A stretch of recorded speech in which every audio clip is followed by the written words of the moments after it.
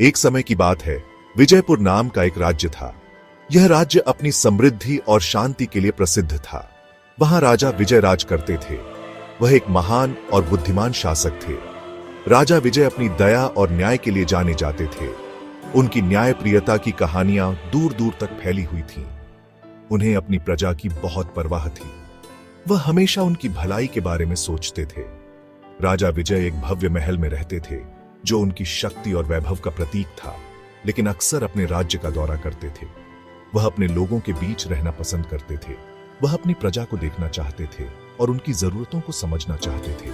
उनकी समस्याओं को सुनना और समाधान निकालना उनका मुख्य उद्देश्य था। राजा हमेशा अपनी प्रजा की बात सुनते थे।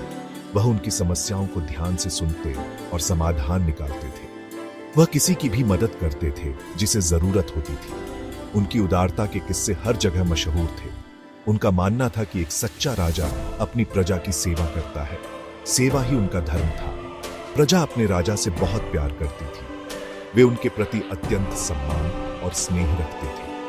वे जानते थे कि वह एक न्यायप्रिय और दयालु शासक है। उनकी न्यायप्रियता और दयालुता की कहानियां हर जगह सुनने देती थी। वे उनके शासनकाल में खुशी से रहते थे। उनके शासन में राज्य में शांति और समृद्धि थी। विजयपुर बहुत ही खुशहाल राज्य था। उपजाऊ जमीन में किसान अच्छी फसल उगाते थे। नदियां साफ मीठे पानी से बहती थी। दूर दूर के व्यापारी विजयपुर आते थे। वे चहल पहल वाले बाजारों में कीमती सामान का व्यापार करते थे।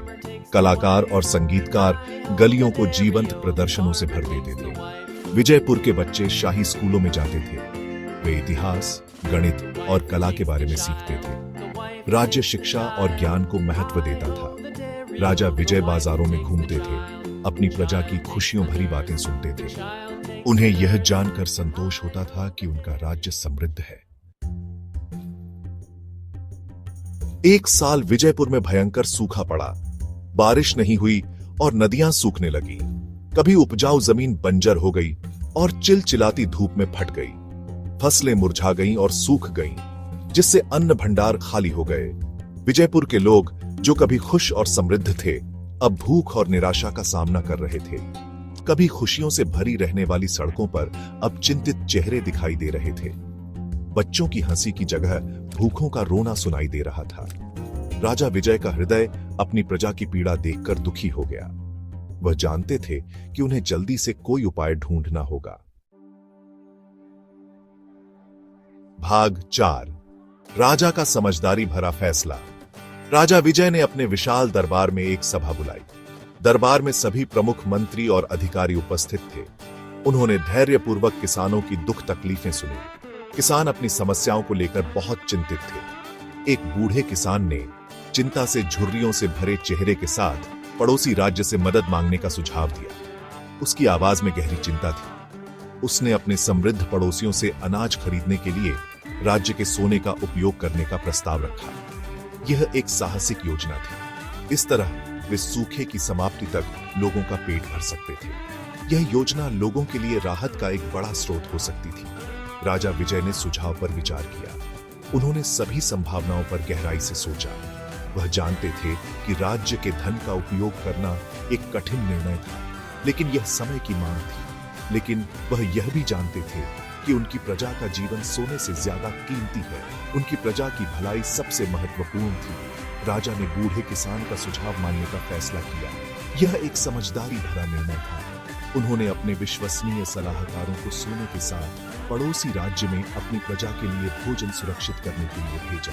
यह कदम राज्य के भविष्य के लिए महत्वपूर्ण था। भाग 5। वापस आई खुशहाली। जल्द ही पड़ोसी राज्य से अनाज से लदी गाड़ियां आ गईं। ये गाड़ियां विजयपुर के लोगों के लिए जीवनदायिनी साबित हुईं, जो लंबे समय से अकाल की मार झेल रहे थे। लोगों ने खुशी मनाई। उनके चेहरे राहत और कृतज्ञता से भर गए। हर कोई एक दूसरे को बधाई दे रहा था और उम्मीद की नई किरण देख रहा था। राजा विजय ने सुनिश्चित किया कि अनाज सभी के बीच समान रूप से वितरित किया जाए। उन्होंने खुद इस प्रक्रिया की निगरानी की ताकि कोई भी भूखा न रहे। राजा के बुद्धिमानी भरे फैसले और त्वरित कार्रवाई ने विजयपुर को अकाल से बचा लिया। उनकी दूरदर्शिता और नेतृत्व ने राज्य को नई दिशा दी। लोगों ने एक न्यायप्रिय शासक का सही अर्थ सीखा, जिसने उनकी भलाई को सबसे ऊपर रखा। राजा विजय का आदर और सम्मान और भी बढ़ गया। अंततः सूखा समाप्त हो गया और विजयपुर में बारिश वापस आ गई। बारिश ने सूखी धरती को फिर से हरा भरा कर दिया। राज्य धीरे धीरे ठीक हो गया। उसके खेत एक बार फिर जीवन से भर गए। फसलें लहलहाने लगीं और लोगों के चेहरों पर मुस्कान लौट आई। राजा विजय, जिन्हें नायक के रूप में सम्मानित किया गया, ने ज्ञान और करुणा के साथ शासन करना जारी रखा। उनकी लोकप्रियता और भी बढ़ गई। उन्होंने सीखा कि सच्चे नेतृत्व का अर्थ अपनी प्रजा की सेवा करना है, खासकर जरूरत के समय में। राजा विजय ने हमेशा अपने लोगों की भलाई को प्राथमिकता दी। विजयपुर आने वाले वर्षों तक शांति और समृद्धि का प्रतीक बना रहा। यह कहानी हमें सिखाती है कि सही नेतृत्व